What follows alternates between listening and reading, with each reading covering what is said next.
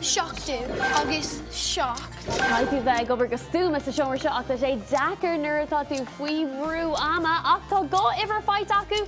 Tá bailach anna chluiste acu tá bhirt acu ag obair ar an mata ag an am céine. Bhí déna cínta bhfuil na figurí ar fad a gceart go minic déantar botún tíomh mó leis an mata. Chuig a sé. Chuig a sé. Chuinní armh, tá siad anna happy. Fithe cuaig. Cén ar cuarda meach sé roiachar nuair atá tú faoi bhrú faoi stras agus nuair an gatain ag scradialairt. Tá sé anna éasca botún i dhéanamh. Cén cean eile? An céad. Bhaid céad fithe cuaig.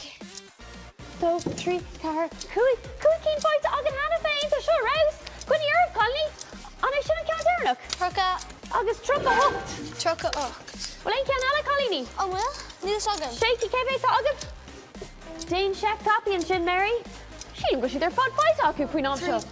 Anna happy ar fad. Shaking fáilte agam. An éis an mhuirsfad freibar céine. Chuir é an cean an bhfuil sé. Níl is agam. Seachtú, an bhfuil seachtú. Fithe cuaig. Tá go leor am a fáilte acu agus tá si gon seací an bhrí sé ar an mata. Trocha ocht. Trocha ocht. An céad. An céad. Ní sé.